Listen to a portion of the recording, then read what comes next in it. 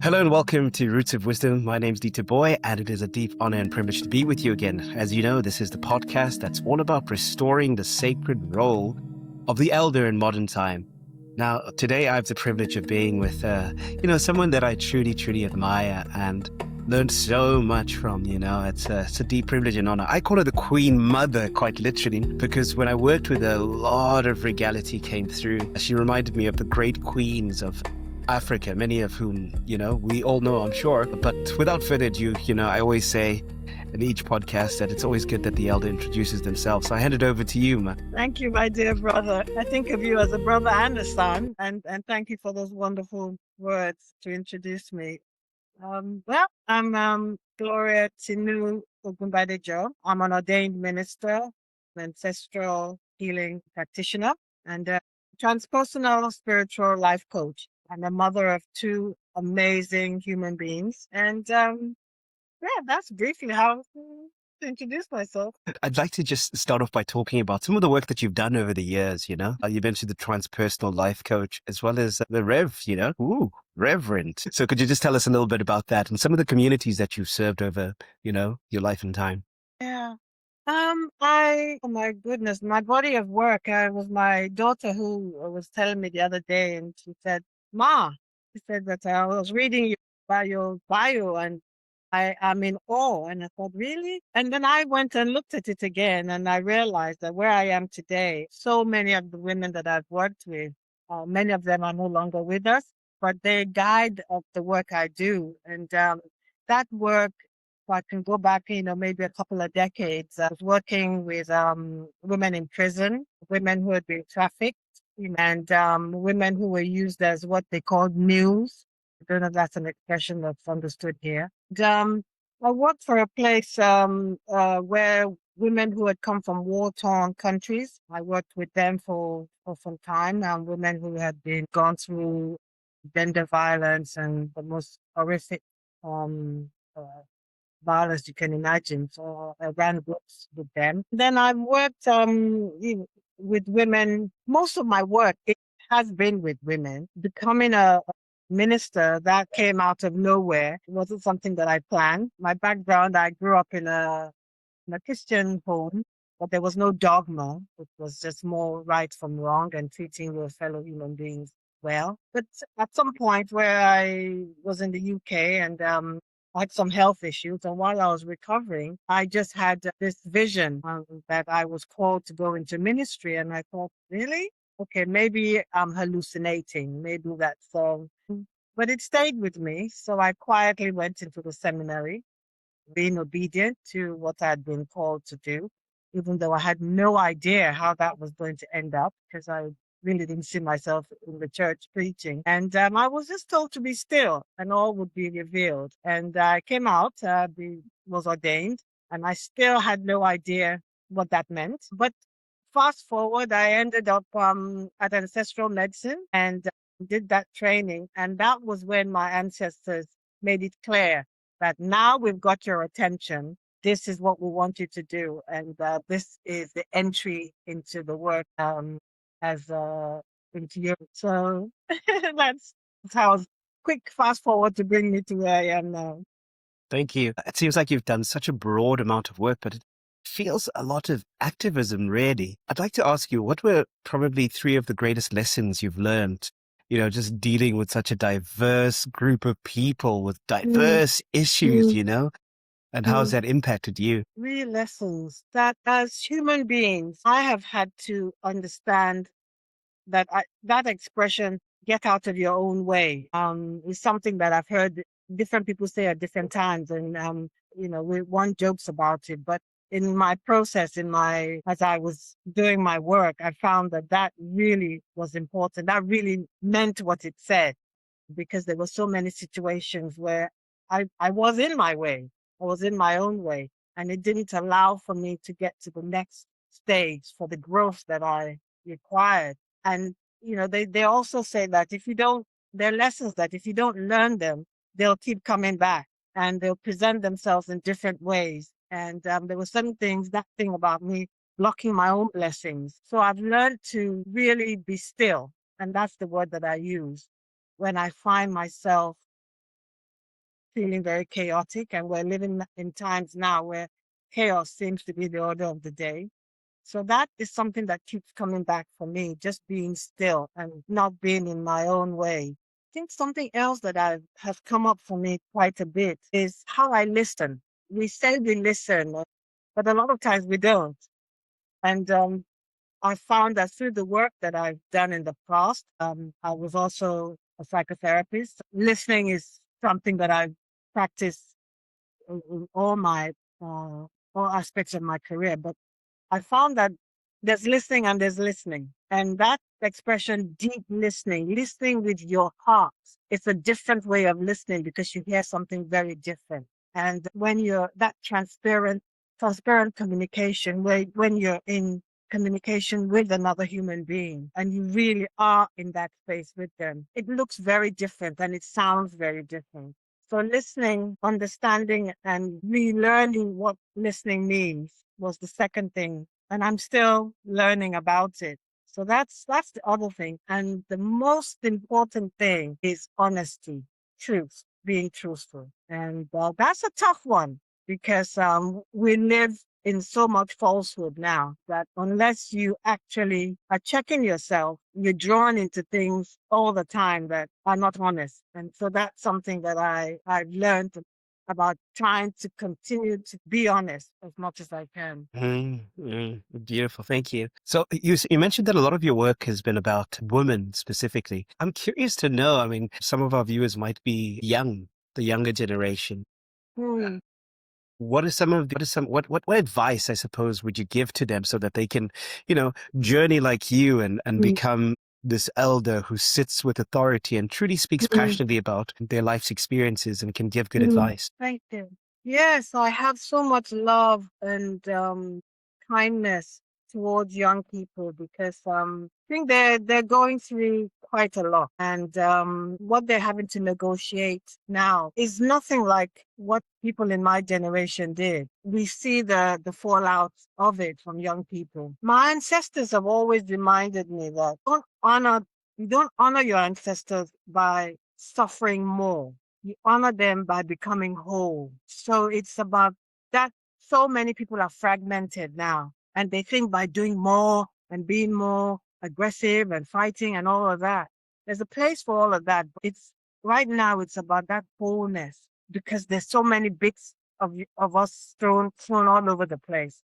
And I think for young people, it's finding how to minimize their suffering by trying to just find that wholeness for them. And that may come in different forms.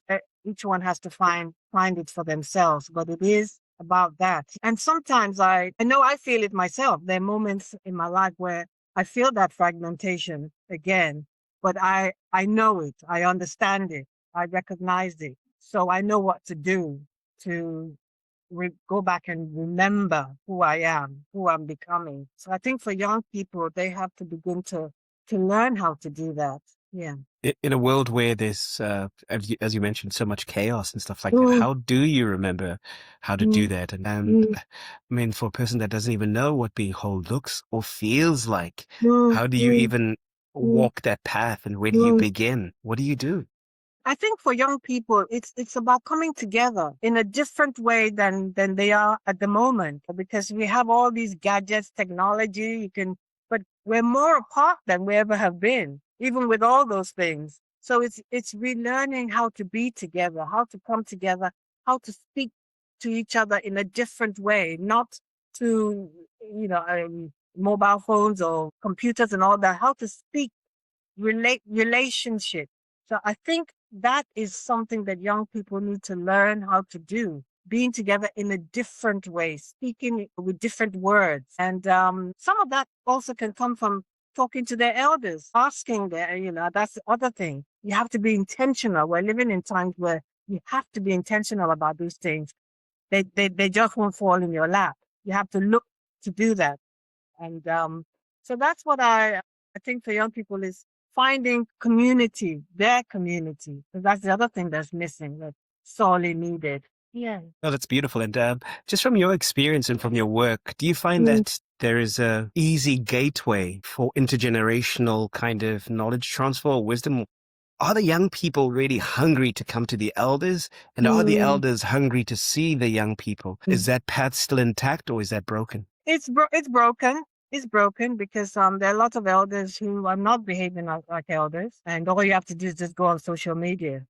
And I'm horrified at the things I see. Young people are becoming parents, and I look at how they're parenting, and they think putting their babies, their infants who are young ancestors, putting them in front of camera to make content, and I absolutely am horrified when I see that. And I think that shows part of the fragmentation, a lack of understanding of responsibilities. And in Yoruba cosmology, elders are not separate from ancestors. They are ancestors in training. Young people, it's not being an elder sometimes it's not also just about age and status. An elder lives with the awareness that they're already being watched by those who will come after them. So you can step into your eldership even at an early age. You can begin to feel that you have that calling. But as an actual elder, wisdom is not owned, it is transmitted. And it's transmitted through story, correction, prayer, silence, and there's so many ways that wisdom is transferred. And you know, I think the other thing is that silence is something that people need to learn to be able to be with, to be in that silence, to be in the stillness, because that's when you hear what your inner divine consciousness is saying to you. You know, the intuition. A lot of people they don't trust their intuition. They don't believe they have one. Everybody has one. And but we're living in a society, in a world where now people are used to being told what to do, how to look, how to dress. So they own they don't own themselves. And that's something that people need to go back to. So that's remembering that divine blessing and gift that we've been given. But to do that requires being intentional because it's not natural anymore. That there are too many things coming at people. Too many things coming at people.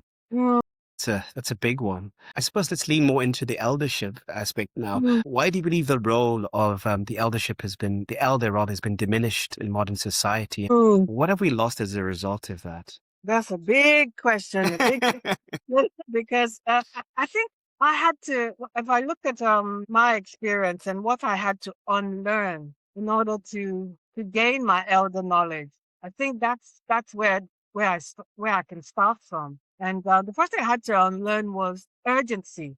You know, there's this feeling that everything there's an urgency for everything. It has to be done now, immediately, and that is part of how people enter into chaos, enter into take on things that are not helpful, are not beneficial, are not kind, are not gentle because they feel there's just urging self. What they call the young people say FOMO, the fear of missing out on everything. Some things you need to miss out on.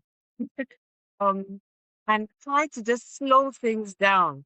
And the Western training teaches us to extract, move quickly, to master information. Elder knowledge, it requires waiting, it requires humility and a willingness to be shaped, rather than impressed. It takes time and it takes patience, and that's something that people don't have anymore. I also had to unlearn the idea that wisdom must always be gentle. As much as I say people need to move slowly, but there's something about when you step into your elder understanding, your elder knowledge, your elder there's a kind of truth that comes with that. And when you are able to recognize truth and you speak it, what you get is incredible. It's a freedom. It's a knowing and the guidance and wisdom. All of that comes from truth. And I think that's something that I can't emphasize enough. Yeah. Love that. You mentioned Yoruba cosmology, Mm, and ancestry and mm, elderhood. I'd love for you to just maybe dive a little bit deeper into that. How is elderhood seen and the relationship between the ancestors and the elders? What is that dynamic like and the ancestral wisdom that is kind of consistently flowing between the two? Just as you asked that question, I just had some information specifically about guidance and counsel for younger generation. That's just something that just came into, and I'm not sure if that was the question you asked, but that just came. Let's explore that. And I'm very strong on responding to information that comes to me. And what I was hearing was in terms of giving counsel to young people. Again, like I said before, slowing down. That seems to be something that I've been told to repeat. That the young people need to learn how to slow down and learn about responsibility, because the responsibility of self-governance, because if you can't regulate your own emotions, your projections and wounds, you can't safely guide others. And so for yourself, I think self-regulation is such an important thing in the world we're living in today, because there's so much dysregulation. People are, like the young people say, they're wilding out, from day to day. So there's something about really the discipline and ongoing learning of how to self-regulate, self-awareness, willingness to repair harm when you see harm, and that can be within yourself, within others. Because also the other thing is that we all walk around with medicine. We all have our own medicine that we came into the world with, and you have to find out what that medicine is, and then learn how to use that medicine to heal others. So there's a lot of work to be done. And it is about young people generally, but young people in particular, understanding about ancestry, understanding about what it means to have a divine inner consciousness, which is what the Yoruba traditions call your ori, your inner head, which is what we all came into the world with. And connecting with that in order for you to be focused enough to walk the path that has been ordained for you to follow. So it's a lot of mixed up there, but hopefully it makes sense. Yes, yes. You mentioned medicine, that we all need to learn our own medicine. Are there any practices from an ancestral Yoruba perspective that perhaps one can take in order to unlock that medicine to start sharing with the world? Yes, thank you. And like I said, first and foremost, because with the Yoruba tradition, I mentioned it before, your Ori is your inner divine consciousness. Ori translates to mean head, little head, but in this respect, it's talking about an inner divine consciousness. You all come into the world with individual Ori that guides us. And if you're not working in alignment with your Ori, 9 out of 10, your life will not move as smoothly as it should. So it's, people ask, well, how do I know what my Ori is? What do I need to do? And it's asking, when you wake up in the morning, the first thing I do is I honor my ancestors and I honor my Ori. I speak to it. I say, Ori, what do you have for me to do today?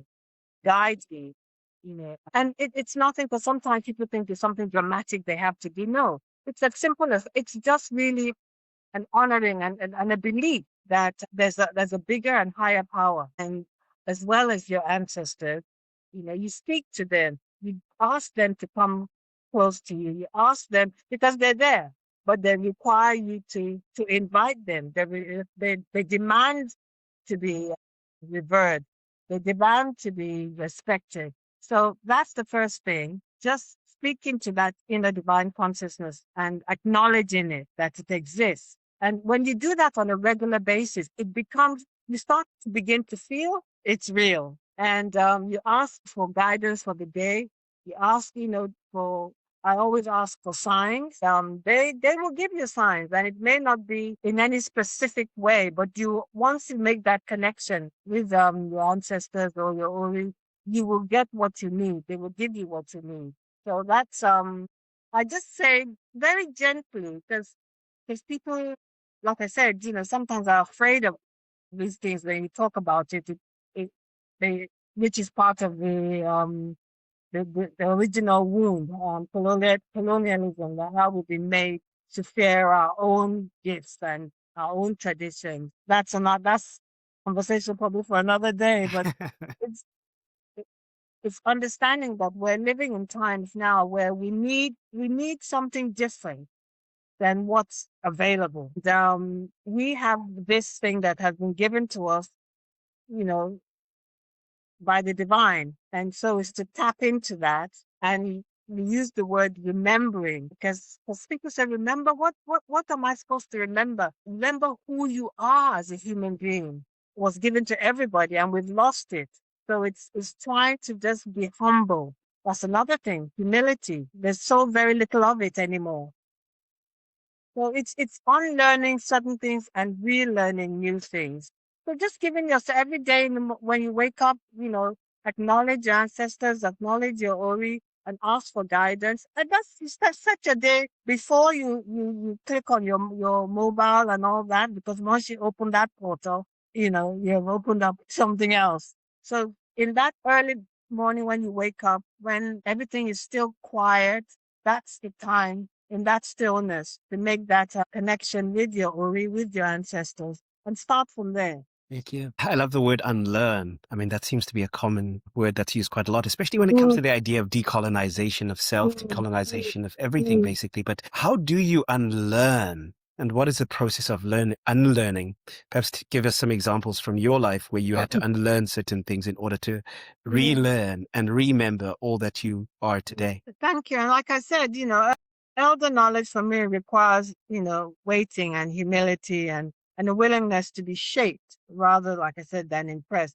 And I also had to unlearn the idea that even though I've done as much as I've done, I don't know anything. I still, I know nothing. And so, because we're encouraged to think, like you said, all these titles, I was talking to somebody some time ago, and they were saying that, particularly with the Yoruba tradition, or not tradition, but Nigerians in particular, we love to put all these titles in front of our names, and and that's where we get a lot of our sense of who we are.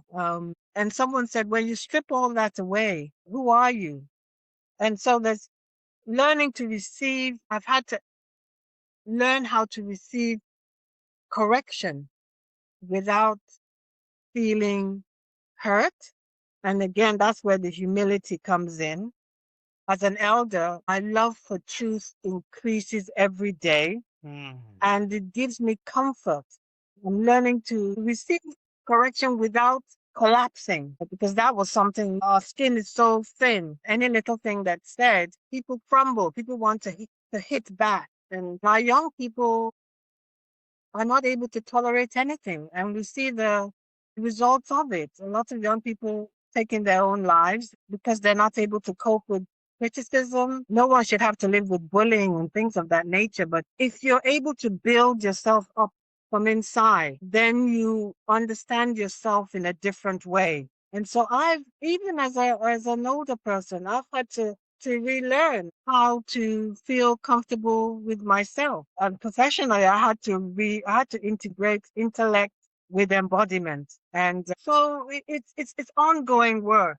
Elder wisdom lives in the body first. That's the other thing that I'm finding out. Until I learned to listen with my whole body, my nervous system was constantly being impacted. So I've had to relearn how to learn, if that makes sense. Relearn how to learn, because I grew up learning in a particular way, and I've had to undo that and relearn a different way in order to get to the place where, as an elder, stepping into that role was something I could embrace. So yeah, I'm listening with my whole body and not just my mind. It's very interesting because you mentioned earlier about the idea of getting out of the way Hmm. and deep listening. I love those concepts. Are there any other principles or characteristics that one should develop in order to become, on their journey towards becoming an elder? Yeah, there's several things that I'm learning every day, but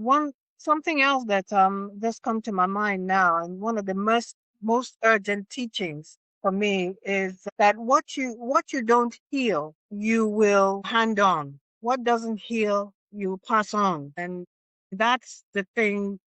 As both as a therapist and a practitioner, ancestor healing practitioner, people come and they find that there are patterns that have been passed on to them that didn't start with them, but they are now living with those particular traumas. And if those things aren't healed, it'll be handed on again. And my ancestors remind me all the time that healing is not private necessarily. It's communal. It's communal and intergenerational. So once again, trauma that's unacknowledged, it doesn't disappear. It becomes culture. It becomes culture, policy, family patterns, and it just goes on and on. So it needs to be ended somewhere. And if you have that awareness and understanding of it, you may begin to notice for yourself, which is how a lot of people come in for get ancestral healing, that those patterns are showing up in their lives, that they want to know where did it originate from. And sometimes people haven't put the dots together to see how their living may have its genesis from somewhere else. So yeah, in this particular moment of global fragmentation, elders are really needed to slow us down, to teach, to repair, to model accountability without shame. Because healing is not about necessarily just protection; it's about responsibility. Thank you. Oh, you said something that was so powerful and that just sat with my spirit so largely. Healing is communal. Um, What does that even look like, and how do you enter that space, especially in a world where it's all about the individual? The individuality is mm, just more mm, mm, profoundly mm, placed forward these mm, days. And so how does healing in community look like, and how does one mm. access that? Again, it's about being intentional.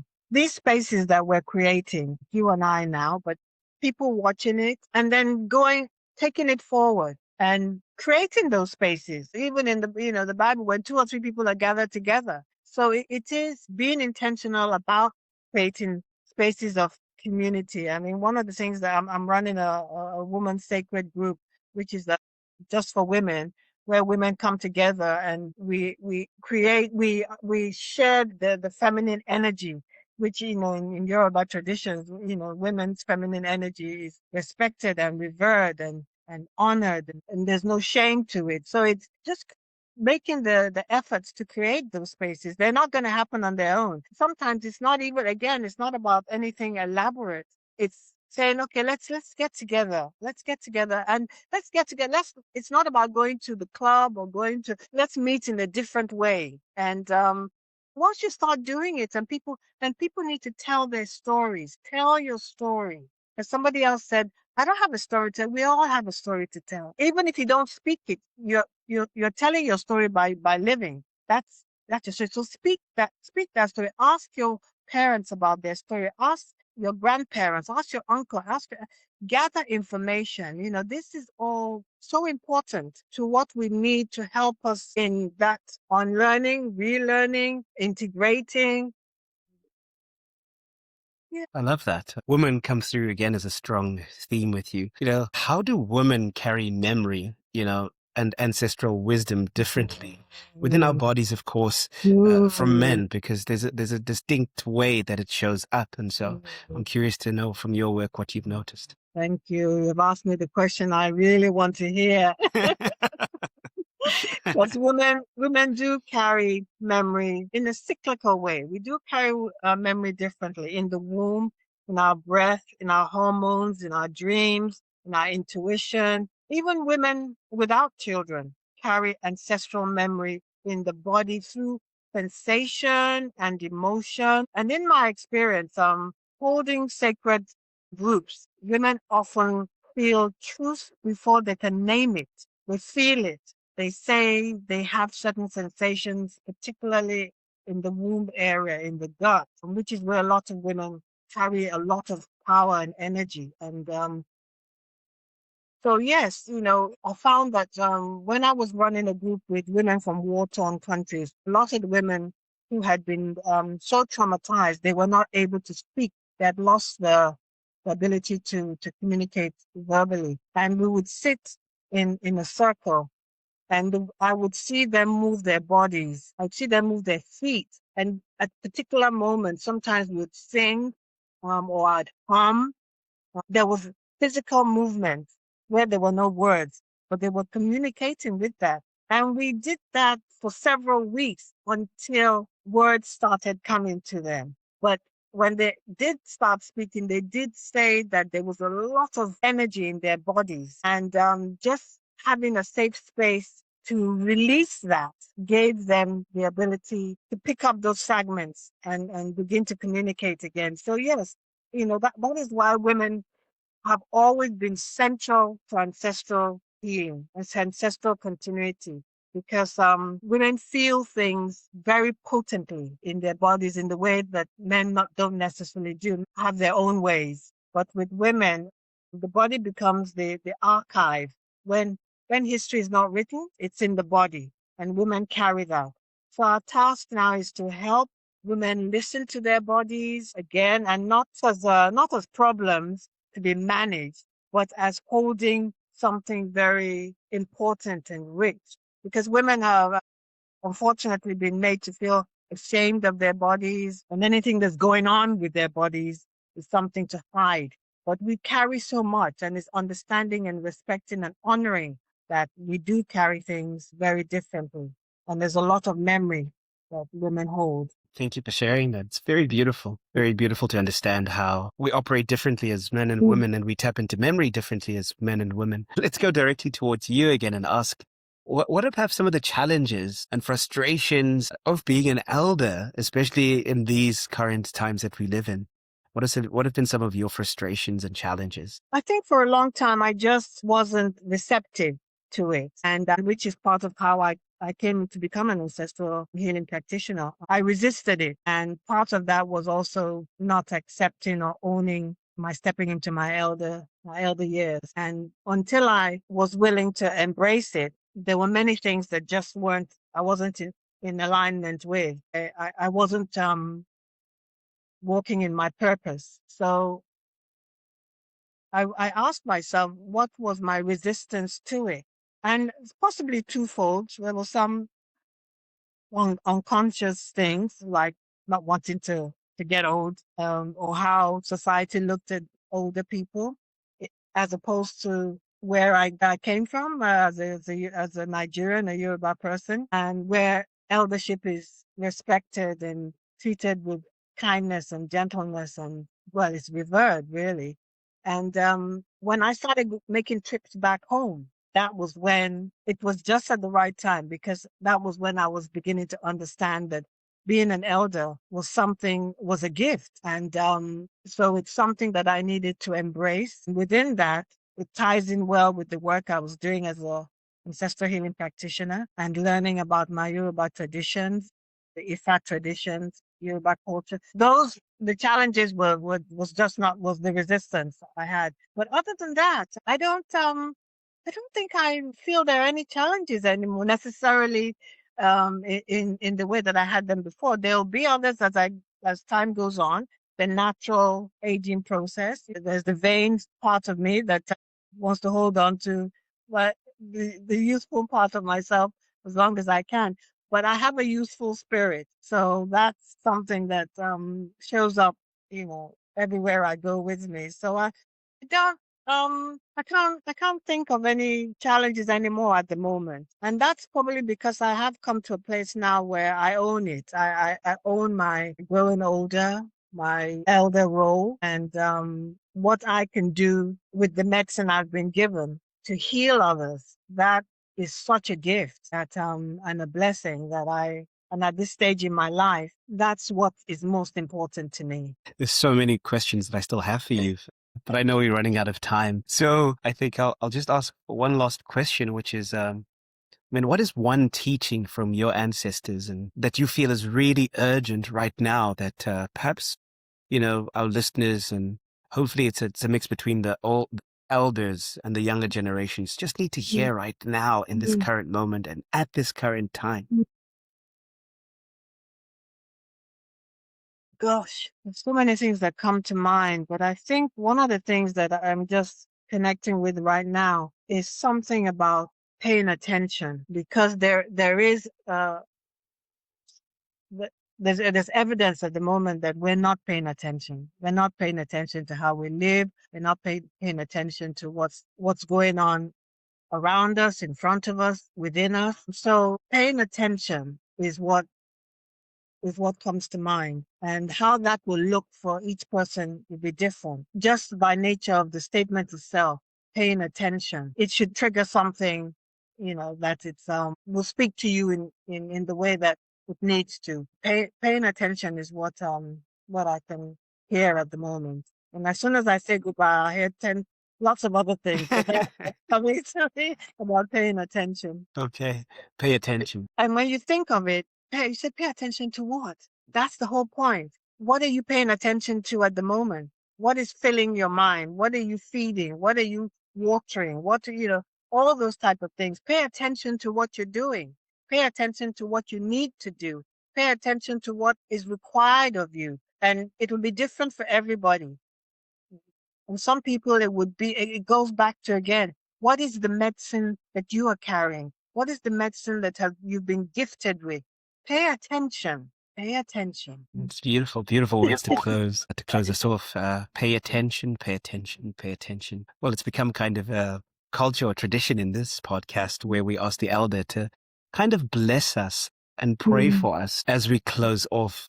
Because I've found over the years that probably the most powerful words that I've ever received are prayers from our elders. And so I just would like to ask you to pray us out. Thank you. And I will pray in my Yoruba dialect, if that's okay.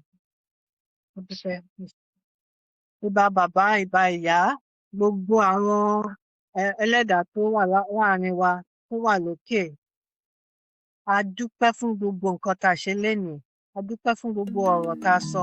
Ẹ jẹ́ kí gbogbo ọ̀rọ̀ tá a sọ lénìí kó yọ sí rere, kó wo gbogbo inú wa, kó wo ara wa, kó jẹ́ kí ó fún wa ní àlàkáàyè. Ká mọ nǹkan tá à ń ṣe, ká mọ nǹkan tá a máa ṣe, ká mọ bá a ṣe máa tọ́jú ara wa. Gbogbo nǹkan tá a bá béèrè lénìí, ẹ jẹ́ kó jẹ́ kí ó jẹ́ nǹkan tó yọ sí rere.